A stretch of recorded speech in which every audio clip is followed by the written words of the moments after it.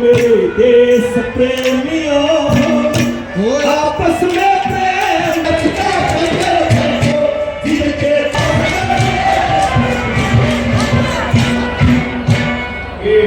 हमारे भाई जवान रणवीर सिंह बड़ी शोर के सारी दुनिया में सीना काटो तो मारेंगे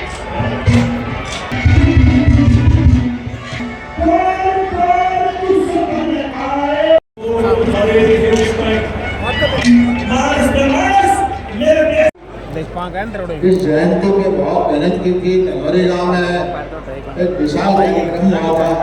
वहाँ न्यू रिकॉर्डिंग खराब हो रोड़ा कर लेंगे एक मंत्री रिकॉर्डिंग खराब होगी तो और के बाल बनाना है तो वही खराब होगी तो वहाँ से जो सांसद है पूर्व प्रदेश अध्यक्ष और हमारे दूसरे सांसद राज्यसभा के हमारे लाजवाब जी, यहाँ के देशपाल साहब, आसपास के गांव से आए हुए हजारों की ये संख्या, मैं आपका धन्यवाद करता हूँ कि इस इलाके ने इतनी भारी तादाद में इकट्ठे होकर के एक महान संत को याद करने का काम किया और हमारी पार्टी का, हमारी सरकार का भी ये योगदान रहा है कि ऐसे संत जिन्होंने 500-700 साल पहले समाज सुधार के लिए काम किया, अपने जीवन जीने के कला से समाज को प्रभावित किया, समाज की बुराइयां दूर करने के लिए अपना योगदान दिया, उनको जो है याद किया। मैं मनोहरलाल जी का विशेष करके धन्यवाद करता हूँ कि उन्होंने खुद आगे आकर के मुख्यमंत्री के तौर पर समाज के जो बड़े बड़े समाज के बड़े बड़े महापुरुष उनकी जयंती, उनकी यादगार तौर पर मनाने का काम किया। आज ये कार्यक्रम हम क्योंकि आचार संहिता लगी हुई है, इसमें प्रतिबंध भी है बहुत सारे, लेकिन सुभाष जी ने ये बड़ा बताया कि भाई ये कार्यक्रम करना जरूर है। तो मैं सुभाष जी को और यहाँ के आयोजक समिति को, हमारे यहाँ के पार्टी के अध्यक्ष राजू मौर्य जी का बहुत बहुत बधाई देता हूँ और बहुत धन्यवाद करता हूँ। ये साधु संत समाज सुधारक किसी एक विशेष जाति के नहीं होते, किसी एक वर्ग के नहीं होते और किसी एक वर्ग की भलाई के लिए काम नहीं करते, चाहे वो गुरु नानक जी हो, संत रविदास जी हो, ऋषि वाल्मीकि जी हो, बन्ना भगत जी हो, और बहुत सारे बाबा साहब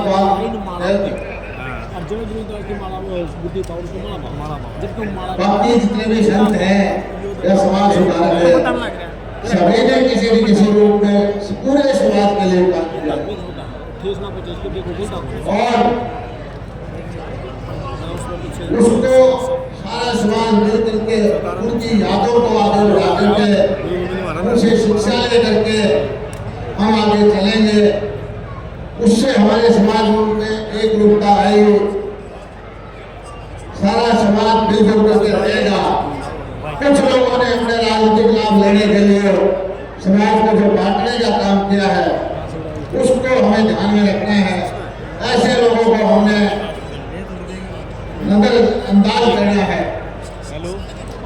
और मिलजुल करके सभी जाति, सभी जो लोग मिल करके इकट्ठा होकर के ऐसे संतों को याद करते रहेंगे तो मैं समझता हूँ कि हमारा समाज, हमारा देश, हमारा प्रदेश आगे बढ़ेगा और आज जो देश का आगे बढ़ने का खास कारण है वो यही है कि पूरा देश एक सूत्र में बंद करके उत्तर से दक्षिण, पूर्व से पश्चिम, जहाँ इस देश में अलग अलग धर्म है, अलग अलग जातियाँ हैं, अलग अलग वर्ग है, अलग अलग बोलियाँ हैं, अलग अलग भाषा है, लेकिन एक होकर के जब हम काम कर रहे हैं तो हमारी प्रगति भी बढ़ रही है, दुनिया के अंदर हमारा प्रभुत्व भी बढ़ रहा है और हमारे जो देश का एक युवा शक्ति होती थी उस दिशा में हम आगे बढ़ रहे हैं।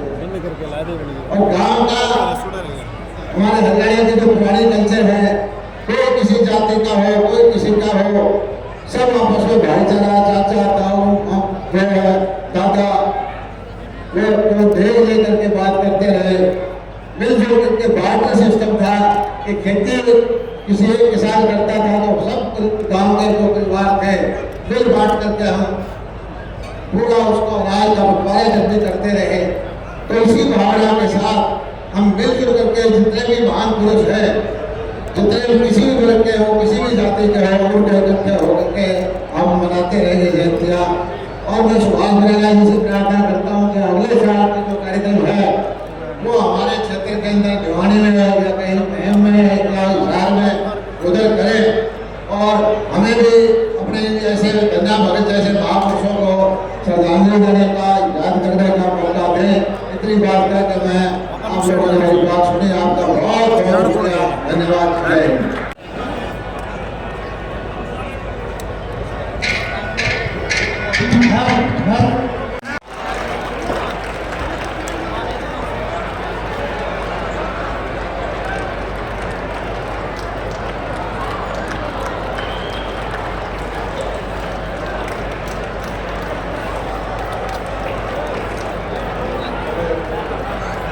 जोरदार तालियों से स्वागत, अभिनंदन।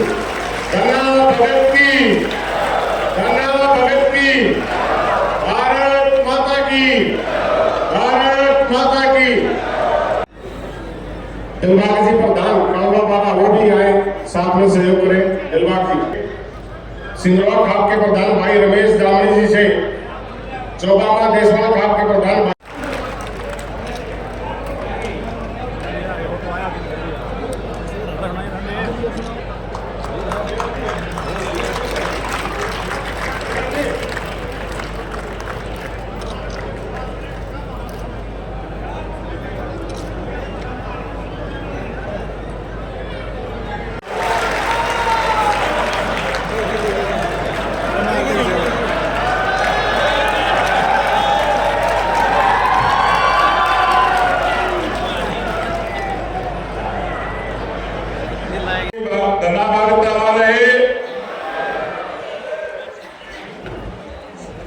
अपने बीच में आज इस प्रोग्राम में मुख्य अतिथि के तौर पर पहुंचे हमारे प्रदेश के पूर्व में मुख्यमंत्री रहे, हरियाणा प्रदेश की 9.5 वर्षों तक सेवा करने का काम जिन्होंने किया, सभी समाजों का मान सम्मान, सभी गरीब के हक को गरीब के घर तक पहुंचाने की जो अनेक योजनाएं हरियाणा प्रदेश की 9.5 वर्षों की सरकार में गरीब का हक, गरीब के तालियां बजा के स्वागत करेंगे सभी।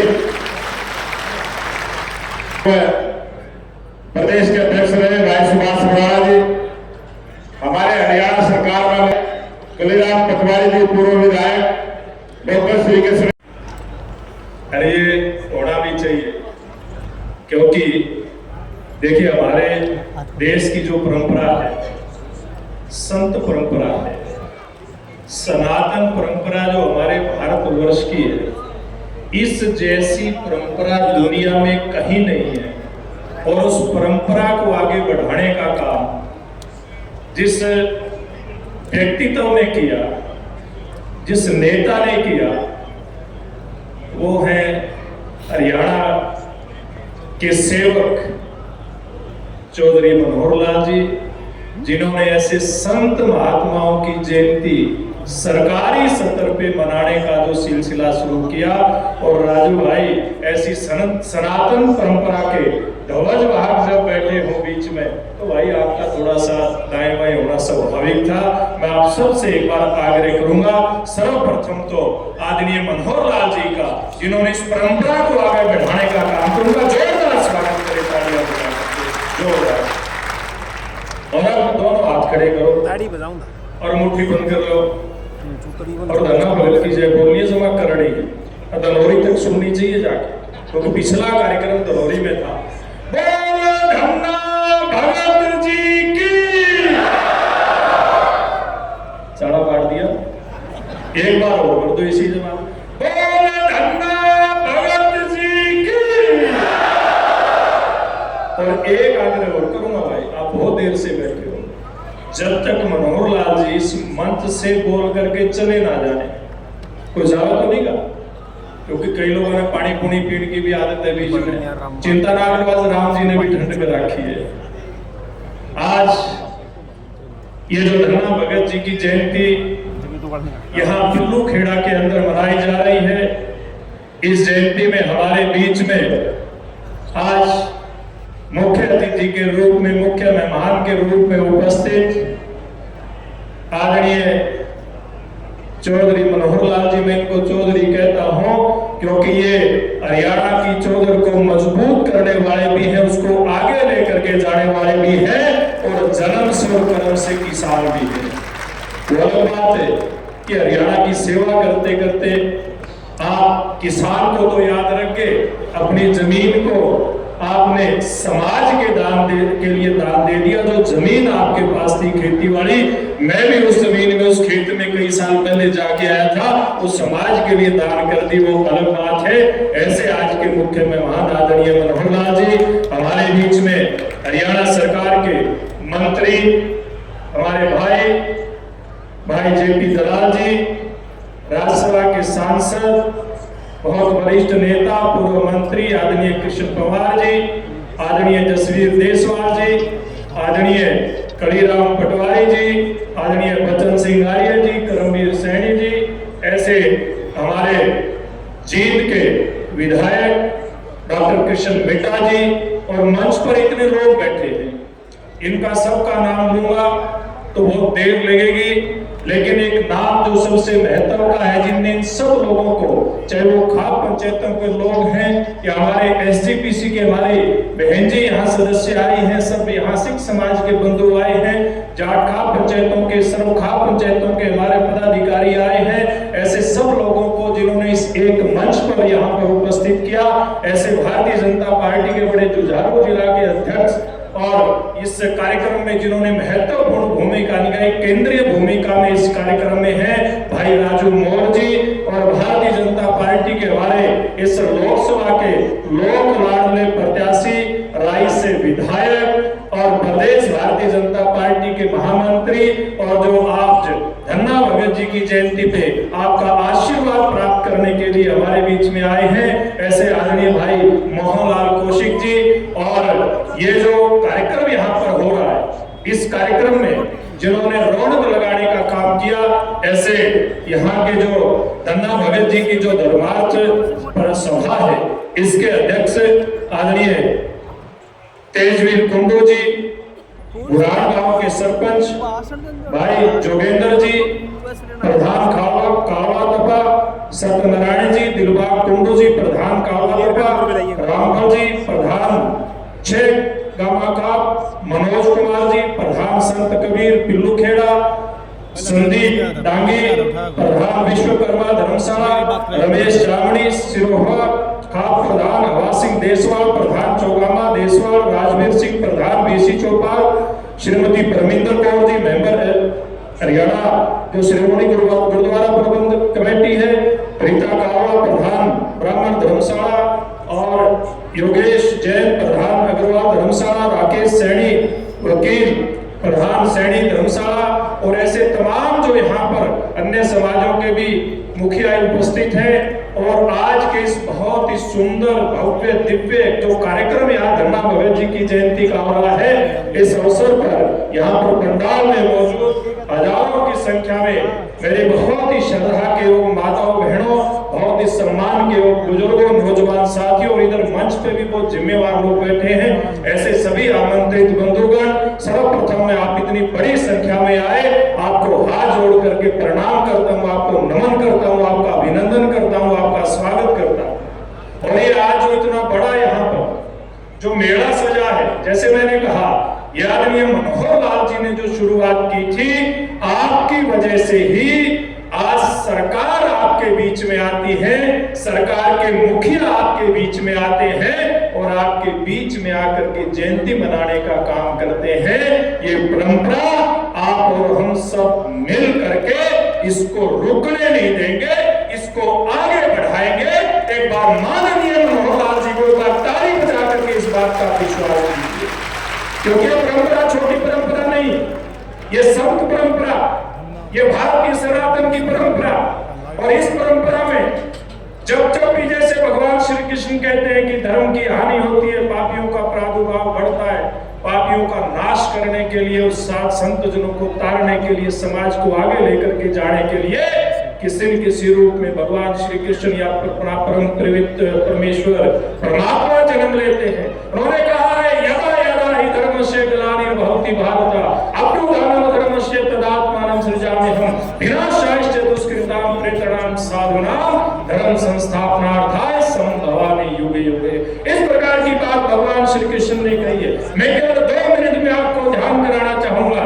जब देश गुलाम था, भक्ति काल था, उस समय के अंदर रामानंद जी गुरु हुए और उस गुरु रामानंद जी के शिष्य के रूप में उस भक्ति काल में समाज में जिस प्रकार की बुराइयां थी, समाज में जिस प्रकार की चेतना के जागरण की आवश्यकता थी, उस समय में गुरु रामानंद जी के कई शिष्य हुए, जिसमें गुरु धन्ना भगत जी हुए, रविदास जी हुए, कबीर साहब हुए, मीरा जी हुई।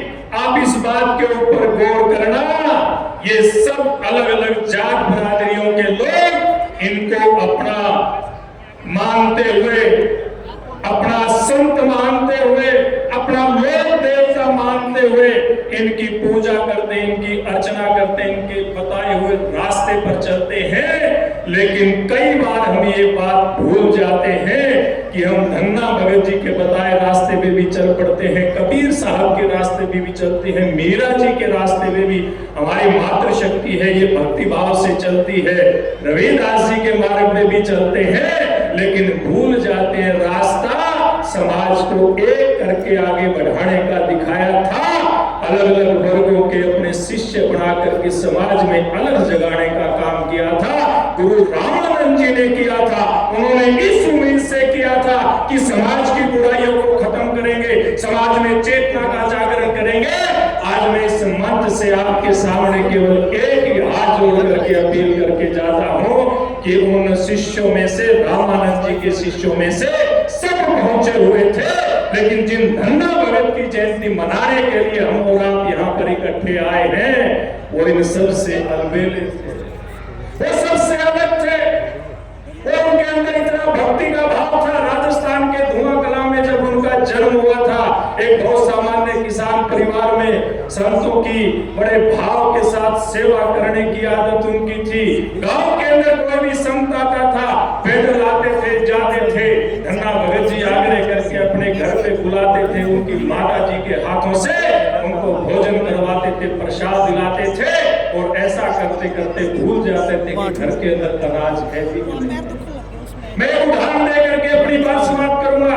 एक बार की घटना है, धन्ना भगत जी खेत के अंदर, खेत में बिजाई करने के लिए जा रहे थे, सामने से संत आ गए, संतों को प्रणाम किया, चरण स्पर्श किया और उनसे सेवा उनसे पूछी और उनसे पूछा कि भोजन प्राप्त करोगे क्या? संतों ने कहा बिल्कुल भोजन प्राप्त करेंगे। धन्ना भगत जी के पास और कुछ नहीं था, खेत के नजदीक थे, खेत के अंदर संतों को बिठाया और वो जो भी बीजने के लिए लेकर गए तो उसकी जैसे तैसे व्यवस्था की, वो बीज सारा संत जनों को भोजन के रूप में, प्रसाद के रूप में उनको ग्रहण करवा दिया। बीजने के लिए तो एक मुट्ठी बीज नहीं बची थी। भगवान श्री कृष्ण की उनके ऊपर अपार कृपा थी, उनके गायों को चराने का काम भगवान श्री कृष्ण करते थे। और जब उन्होंने भगवान श्री कृष्ण को याद किया तो उनको एक बात समझ में आई। उन्होंने खेत से रोड़े कंकर उठाए और खेत के अंदर उनको छींटा मार दिया। बाद में देखते हैं कि किस प्रकार की लहलहाती फसल हुई थी। ये होता है भक्ति भाव, ये होता है अपना अपने आराध्य देव के प्रति समर्पण, और इसलिए कहा है कि धन्ना भगत को हरि सो है, बिना बीज के निपजियो खेल। ऐसी बातें बहुत सुनने को मिलती है। मैं ज्यादा न कहते हुए ये भी ध्यान कराना चाहूंगा, यहाँ हरियाणा गुरुद्वारा प्रबंधक कमेटी की हमारी बहन की सदस्य बैठी है। आज सिख समाज इसलिए बैठा है कि धन्ना भगत जी का उनमें भी बड़ा अगाध श्रद्धा थी, और सिख समाज की धन्ना भगत जी में अगाध श्रद्धा है। आज भी गुरुद्वारा साहिब में हमारे मंदिरों में तो आरती गाई जाती है, वहां पर आरता गाया जाता है, बड़ी श्रद्धा के साथ गाया जाता है। गुरु ग्रंथ साहब में धन्ना भगत जी की वाणियां हैं। तो आज इतने महान संत को हम याद करने के लिए आए, इतनी बड़ी संख्या में आप यहाँ पर आए, आपको मैं कोटि कोटि नमन करते हुए एक बार फिर आपसे आग्रह करूंगा कि एक बार जोरदार जयकारा लगाएंगे। बोल धन्ना भगत जी की, बोल धन्ना भगत जी की, श्रीमान मनोहर लाल जी की। बहुत बहुत धन्यवाद। बहुत बहुत धन्यवाद। आज शिरोमणि धन्ना भगत जी की जयंती का अवसर तो मैं आज नहीं कह सकता, क्योंकि उनकी जयंती तो शायद 21 तारीख को होती है। आज अष्टमी है। अब थोड़ा सा अंग्रेजी तिथियों में हिंदी तिथियों में टकराव हो जाता है। अगर हम अष्टमी को माने तो आज ही जयंती है, और अंग्रेजी तिथि माने तो 21 तारीख को, 21 अप्रैल को ये जयंती थी। अब जो आप माने, लेकिन आज उस दिन हमने 23 अप्रैल को की थी पिछली बार, और आज हम अष्टमी के दिन कर रहे हैं। तो आज का ये विशेष अवसर, इस अवसर पर इतने बड़ी जो संख्या में, हजारों की संख्या में आप जो लोग आए, आपके माध्यम से पूरे समाज को बहुत बहुत बधाई, बहुत बहुत शुभकामनाएं। शिरोमणि धन्ना भगत जी की जयंती को मनाने के लिए ये बीड़ा हमने पिछले साल उठाया था। केवल इन्हीं की नहीं, जितने भी संत महापुरुष हुए हैं उनकी सबकी जयंतियां मनाई जाएं, ये विचार एक बार मन में आया कुछ वर्ष पहले।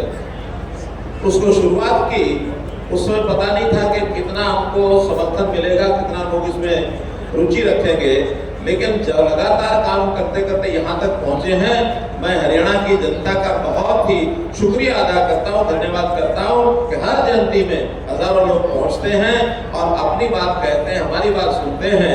इसका आयोजन जो लोग करते हैं, मैं उनका भी सबका धन्यवादी हूँ।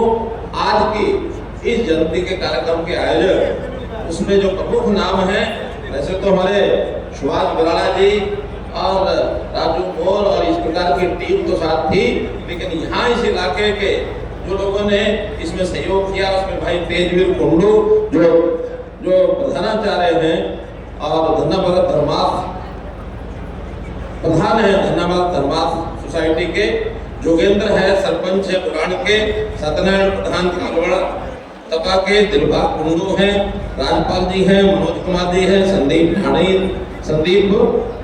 डांगी, रमेश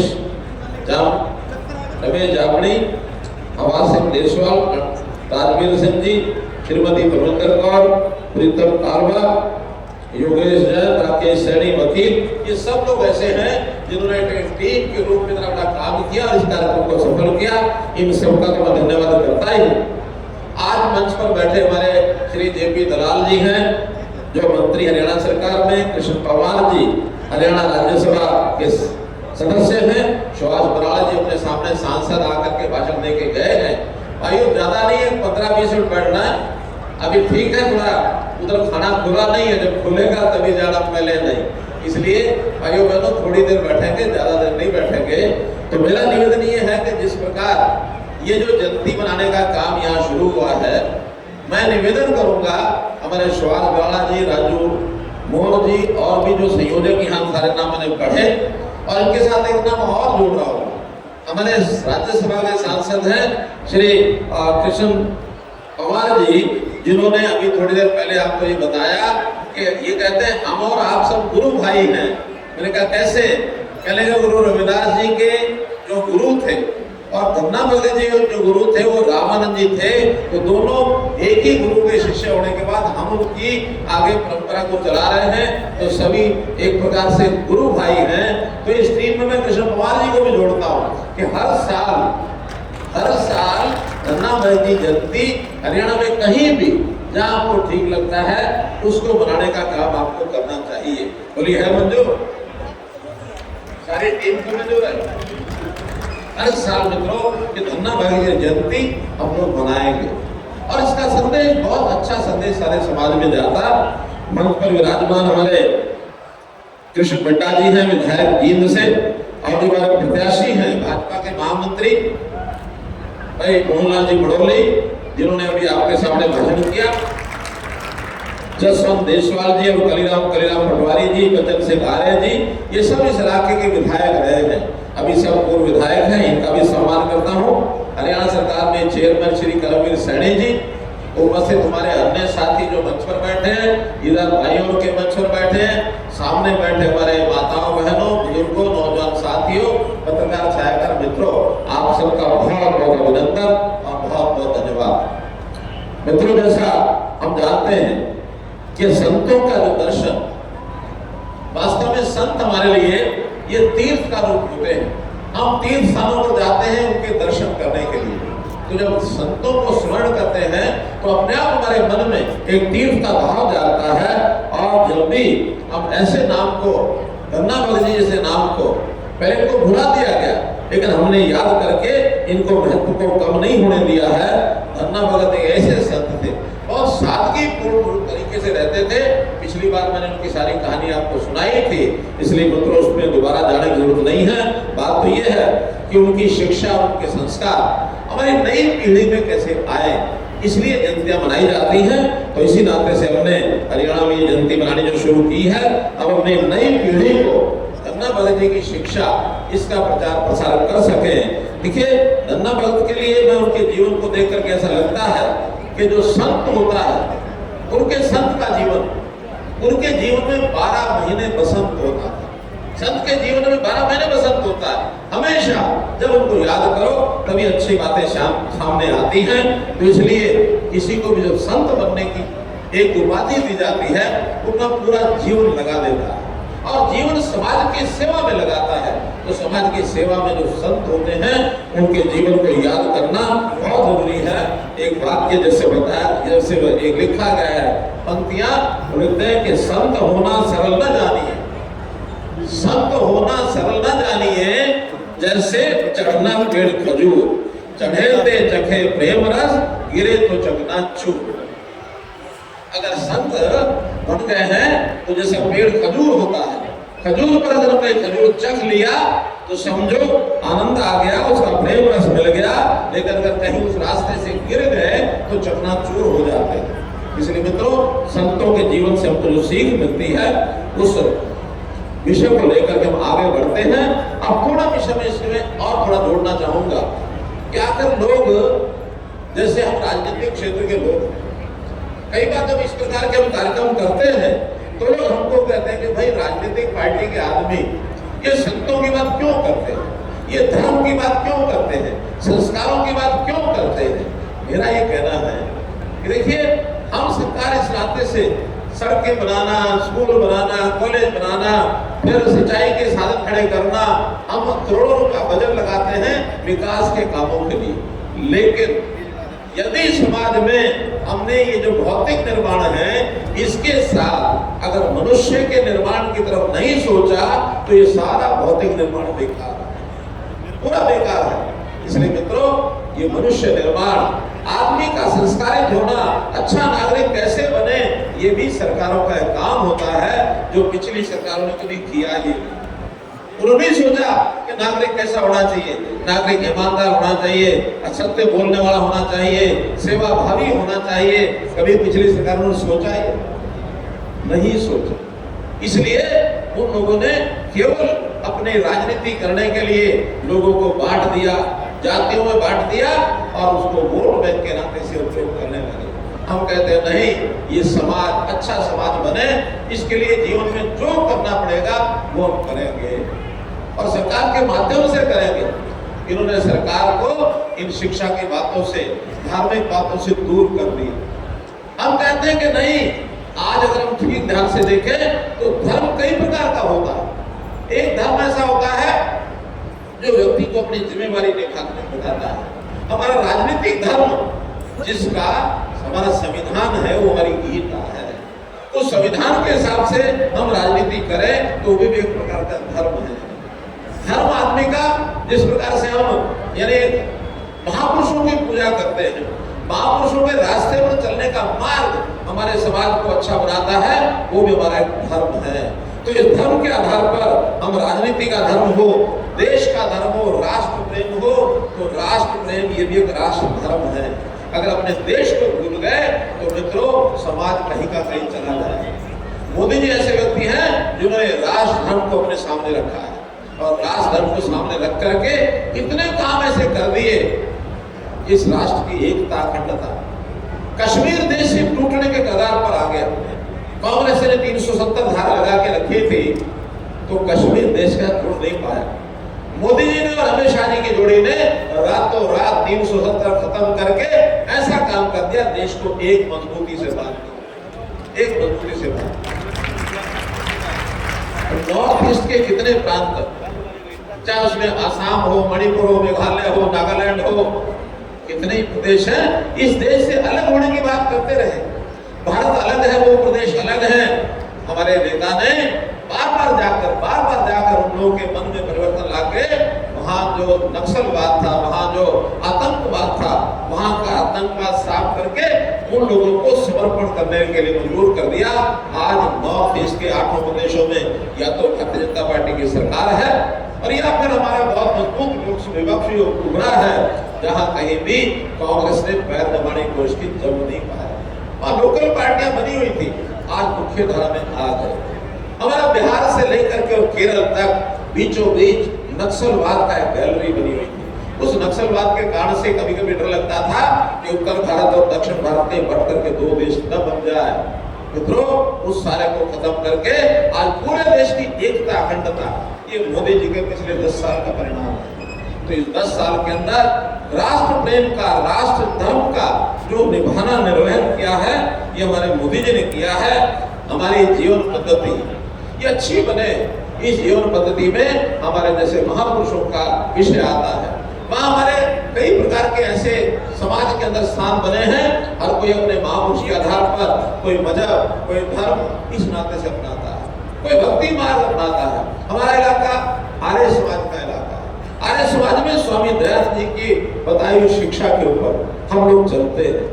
लेकिन जब इनके बात करते हैं तो हमारे कांग्रेस के मित्र कहते हैं कि नहीं नहीं, बीजेपी वालों को ये बात नहीं करनी चाहिए।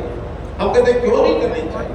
अगर समाज को प्रेरणा देने वाले लोगों का अगर हम गुणगान नहीं करेंगे तो क्या उनको गालियां देने से हम कोई आगे हमारा काम नहीं करें, या उनको समाज से दूर रखने का काम है क्या? समाज को, महापुरुषों को जीवन के साथ जोड़ना, ये हमारा मुख्य काम है। ये अगर होगा तो इस समाज के अंदर बाकी काम चलेगा। मित्रों, आज गुमराह करने की बात जो करते हैं, कहीं कहीं समाज के नाते कुछ अलग अलग मजहब बने हुए हैं। समाज को बांटने का काम कांग्रेस जैसे करती है। अब इन्होंने जो नया शोषा छेड़ा है कि क्या हम ओबीसी के आरक्षण में मुस्लिम समाज को जोड़ देंगे। हमारा कहना, मजहब के आधार के ऊपर हमें सरकार के अंदर कोई काम नहीं करना चाहिए। मजहब समाज के हित के लिए काम करने वाले अपने आप ही करने की संस्थाएं उनकी होती है। आज ओबीसी, यस, जिसको कहना चाहिए अनुसूचित जाति, एससी, ये सामाजिक और आर्थिक आधार पर एक पिछड़ापन है।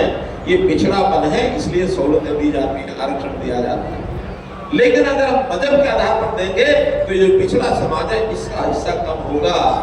इस आरक्षण को हम खत्म नहीं होने देंगे, क्योंकि मोदी जी ने कल ही कहा है कि मैं जिंदगी भर मुसलमान को मुसलमान के नाते आरक्षण कभी नहीं इसके सहमत होगा। हाँ, अगर पिछड़ा समाज है, कोई अनुसूचित जाति है, जिसका सामाजिक पिछड़ापन है, आर्थिक पिछड़ापन है, इनको आगे बढ़ाने हमारा काम है।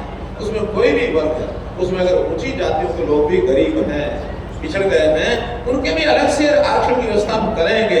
उसमें मुसलमान भी आए तो कोई बात नहीं, लेकिन जिनकी आमदन कम है, जिनके परिवार गरीब है, वो आए। लेकिन हर किसी को देंगे। कर्नाटक में इन्होंने ऐसे ही शुरू कर दिया, इन्होंने कहा हम सब मुसलमानों को आरक्षण देंगे। अगर भाई सबको देंगे तो फिर बाकी समाज कहाँ जाएगा? तो इस संविधान की परंपरा को बना के रखना, मोदी जी इसके लिए आगे बढ़े हैं, कभी भी आगे बढ़ने नहीं देंगे मित्रों। तो मैं तो यही कहूंगा कि आज समाज के अंदर आज जो राजनीति का जो समय आया है, इस समय चूंकि चर्चा मुझे इसलिए भी करनी है कि आगे लोकसभा का चुनाव है और इस लोकसभा के चुनाव को अभियान अब ये चल पड़ा है, तो आपको बहकाने वाले लोग बहुत आएंगे। हमारे कांग्रेस के लोग हताश हो चुके हैं। हताश क्यों हुए हैं? क्योंकि उनको डर सता रहा है चुनाव के अंदर कोई उनको मिलेगा नहीं, ये डर सता रहा है।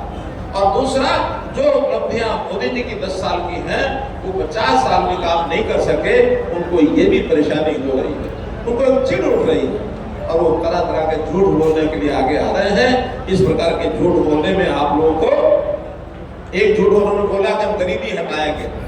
अरे गरीबी हटाते हटाते इंदिरा गांधी 1970 में नारा देकर के राज कर गई, 1970 से लेके और उसके बाद भी 30 साल ये राज में रहे, ये गरीबी नहीं हटा सकते। ये गरीबी को साथ लेके चलते हैं कि इनका जो है वोट बैंक बना रहे। एक कहानी बताता हूँ आपको। एक बार एक साहबजादा, राजा का कोई बेटा पोता, और वो उसको राज हाथ में लग गया। राज आते ही उसने कहा कि अच्छा, मेरा पहला फरमान ये है कि जितने जेल में कैदी हैं सबको छोड़ दो। अब जेल में कैदी छूटने लग गए। वो जाके देखता रहा कि जेल से कैदी छूट रहे हैं। एक बुजुर्ग वहां आया जो कई सालों से जेल में था। ऐसे उस साहबजादे ने पूछ लिया कि बाबा तुम जेल में कब से हो? उन्होंने कहा मैं तो तेरे अब्बा जान के समय से जेल में हूँ। अब्बा जान के जेल में हूँ? अब्बा जान के समय? हाँ, उस टाइम अब्बा जाने तुम्हारे दादा के टाइम से मैं जेल में पड़ा। कहले अच्छा। उन जेल वालों को कहा इसको बुलाओ, फटाफट वापस बुलाओ। क्या? इसको वापस जेल में डाल दो। बड़े हैरान हुए सब के सबको, जवानों को छोड़ दिया और ये बूढ़ा बाबा जो उनके दादे के समय से और जेल में है, उसको वापस ले आओ। साहबजादे से पूछा कि भाई इसको वापस जेल में क्यों डाल रहे हो? कहने लगे देखिए ये हमारे अब्बा जान की उनकी निशानी है और अब्बा जान की निशानी को अपने साथ बना के रखना चाहिए, उनको नहीं छोड़ना चाहिए। तो ये जो गरीबी है, ये राहुल गांधी की अब्बा जान की, इनकी दादी की, इनके नाना की, ये उनकी दी हुई चीज है। ये गरीबी को कभी नहीं जाने देंगे, कभी छोड़ेंगे नहीं। इन गरीबों को वोट बैंक बना के रखेंगे, इनको वोट बैंक बना के रखेंगे। इन गरीबों की गरीबी दूर करने के लिए मोदी जी ने 10 साल में क्या क्या किया। गरीब के लिए मकान दिया, मकान में शौचालय भी दिया, मकान में बिजली भी दी, मकान में पानी भी दिया, मकान में गैस सिलेंडर भी दिया। परिवार में कोई बीमार हो जाए तो हर गरीब परिवार को 5 लाख रुपए का बीमा ये भी दिया, ये भी दिया। और अब तो नई जो घोषणा पत्र हुआ हमारा जो आया है संकल्प पत्र, उसमें कहा कि गरीबी अमीरी नहीं, 70 साल से ऊपर के जो हमारे बुजुर्ग हैं, आदरणीय हैं, उन सब के इलाज के लिए हर व्यक्ति के लिए ये 5 लाख रुपए सुरक्षित रखा कि कोई भी बुजुर्ग आदमी बीमार होता है उसको 5 लाख का बीमा अलग से मिलेगा, अलग से मिलेगा। ये बहुत बड़ी घोषणा हमने की है। मित्रों, मैं तो यही कहूंगा कि हम लोगों को कांग्रेस से सावधान होना है, क्योंकि कांग्रेस की परेशानी ये है कि कांग्रेस आज धरती पर कहीं नहीं है। कांग्रेस को समाप्त करने के लिए राहुल गांधी ने रोल अपना शुरू कर दिया है। कांग्रेस का ना तो कोई संगठन है, ना कोई ऐसा कैडर है, ना उनको चुनाव में कैंडिडेट मिल रहे हैं। और कैंडिडेट मिल जाते तो जनता सब समझ चुकी, उनकी सब जानकारी उनकी हो गई। और आज राहुल गांधी हो चाहे उनका संगठन हो, चुनाव को उठा नहीं पा रहे हैं। साहबजादे को ताजपोशी करने के लिए कांग्रेस लालायित है, तो राहुल गांधी की ताजपोशी करा नहीं रहे। और राहुल गांधी को डर ये लग रहा है कि माता जी जो है वो रिटायर हो रही है, कब तक चलेंगे? रिटायर हो जाएंगे, इसलिए उनके मंसूबे पूरे नहीं हो रहे। महात्मा गांधी ने 1947 में जब देश आजाद हुआ, उस समय ये कहा था कि भाई देश को आजादी मिल गई, अब कांग्रेस की जरूरत नहीं है, कांग्रेस को भंग कर दो, नई जो पार्टियां आएंगी वो अपने आप जनता से वोट लेकर के जो राज करेंगी। लेकिन उस समय जवाहरलाल नेहरू ने कहा कि नहीं, आजादी हमने ली है तो हम तो पहले दिन से बिना जनता से पूछे हुए राज हम ही करेंगे। महात्मा गांधी ने कहा था कांग्रेस खत्म कर दो, लेकिन वो राज करते रहे, राज में जनता का कुछ कर नहीं पाए। और आज राहुल गांधी ने महात्मा गांधी की उस लाइन को पकड़ लिया। आज राहुल गांधी जब तक रहेंगे, निश्चित रूप से कांग्रेस को खत्म करने का रास्ता राहुल गांधी बना देंगे। राहुल गांधी और उस लाइन पर चल रहे। तो मित्रों, इस सारी बात को ध्यान में रखते हुए हम लोगों ने जो इनकी झूठ है उनको समझना है, और उसको समझते हुए हम लोग अभी इसकी जो घोषणा पत्र है उनमें ये कहा कि हम 1-1 लाख रुपया महिलाओं को दे देंगे, 1-1 लाख रुपया जवानों को दे देंगे। हम इनसे पूछना चाहते हैं, कभी हिसाब किताब गणित पढ़ा है? पास हुए गणित में? आज कितने करोड़ महिलाएं, गरीब महिलाएं और गरीब परिवारों के हमारे बच्चे हैं, अगर 1-1 लाख रुपए सबके खाते में जमा कराएंगे तो इतना तो देश का बजट भी नहीं है। देश का बजट है कुल 40 लाख करोड़, और ये 40 लाख करोड़ से ज्यादा 1-1 लाख रुपया देंगे तो उससे ज्यादा राशि बन जाती है। अगर ये सारा अगर जो देते हैं उनको, तो फिर क्या करेंगे? बाकी जनता क्या करेगी? हमारी फौज क्या करेगी? हमारे रेलवे क्या करेंगे? हमारी और जो बड़ी बड़ी संस्थाएं हैं जहाँ बहुत करोड़ों रुपया खर्च होता है। जिस किसान को आज 6,000 रुपया हर साल भेजा जाता है, वो 6,000 रुपए के हिसाब से कम 15 करोड़ रुपया साल का ही मिलता है। तो ये 15,000 करोड़, ये 15,000 करोड़ रुपया ये किसानों का कहां से आएगा? तो मित्रों, ये बहुत जो योजनाएं गरीबों के लिए लागू करते हैं, या तो वो सारी योजनाएं बंद कर देंगे, इनका गणित फेल है। लेकिन बोलते क्यों हैं? बोलते इसलिए हैं कि भाई ना कहावत है ना 9 मण तेल होगा आगे। अब ये कहावत है, बहनों को तो पता ही होगा, एक कहानी बनी हुई है। जब राज आना नहीं तो कुछ भी बोल दो, कुछ भी बोल दो, राज आना नहीं तो कुछ भी बोल दो भाइयों। इसलिए इस कांग्रेस के झूठ से आप लोगों को सावधान रहना। इनका जो घोषणा पत्र है, ये तो एक ऐसा बैक डेट का चेक है जो बाउंस होना ही होना, जो बैंक ने पास करना ही नहीं है। और ये कहते हैं हमारी इतनी गारंटियां, ये गारंटियां, वो गारंटियां। आयो बहनों, गारंटी तो सिर्फ एक है, और वो है किसकी गारंटी? किसकी गारंटी? मोदी गारंटी। और मोदी गारंटी तभी जाकर के सफल हो पाएगी जब हम मोदी सरकार तीसरी बार, मोदी सरकार, मोदी सरकार, और तीसरी बार में कोई सामान्य छोटे मोटे बहुमत से नहीं। हमने इस बार उस सरकार का रिन्यूअल जो है गोल्डन शाही से करना है, और गोल्डन शाही तभी होगी जब इस बार 400 पार, 400,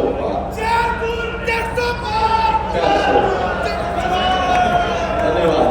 और 400 में भाई एक सीट अपनी सोनीपत की भी, हमारा समितियों का इलाका ये सोनीपत लोकसभा में आता है, और इस सोनीपत लोकसभा में मोहनलाल जी बड़ौली ये अपने प्रत्याशी हैं, पार्टी के महामंत्री हैं, और पार्टी महामंत्री होने के नाते इस बार भारी मतों से और केवल यही मोहनलाल जी एक जीतेंगे, एक सीट हमारी 400 में ऐड होगी। लेकिन हरियाणा की 10 सीटें हैं, 10 की 10 सीटें, जिसमें एक सीट करनाल की भी है। करनाल हमारे पड़ोस में लगता है, और करनाल से कौन है कैंडिडेट मालूम है? करनाल का कैंडिडेट कौन है? इस लोकसभा में मोहनलाल और मनोहर लाल, ज्यादा फर्क नहीं है। मोहनलाल और मनोहर लाल में ज्यादा फर्क नहीं है। दोनों कंधे से कंधा मिला करके पार्लियामेंट में बैठेंगे और आपकी हर बात को वहां ले जाएंगे, हर बात को वहां उठाएंगे। बहुत सी बातों के लिए यहाँ डिमांड उठाई गई है, मांग की गई है। तो भाई बहनों, मैं इतना ही कह सकता हूँ, ये जो डिमांड्स है आज तो क्योंकि आचार संहिता लगी हुई है, उस आचार संहिता के कारण से उन पर बोलना तो कठिन है। जैसे हमारे राजू को खुद मान के गए हैं, हाँ 4 जून के बाद आपकी सारी मांगों को पूरा किया जाएगा, कोई बात छोड़ी नहीं जाएगी। 15 के लगभग मुझे मांग पत्र मिले हैं यहाँ अलग अलग पंचायतों के, तो इनमें हर एक चीज उस चीज का नाम अभी मैं नहीं ले सकता, लेकिन छोटी हो चाहे बड़ी हो, 4 जून के बाद हमारे हाथ खुले हैं और 4 जून में सरकार प्रदेश में भी अपनी है, केंद्र में भी भारी मौत से अपनी आएगी, आपकी सब बातें पूरी की जाएंगी। लेकिन आज इस समय ऊपर बोलना उचित नहीं है, आचार संहिता के कारण से आप इतनी बड़ी संख्या में आए। आज गन्ना भगत जी जयंती के अवसर पर फिर से मैं आपको बधाई देता हूँ और मैं एक वायदा हमारे लोगों ने कर लिया है, अगले साल फिर से गन्ना भगत जयंती में इसी प्रकार के कार्यक्रम में कहीं ना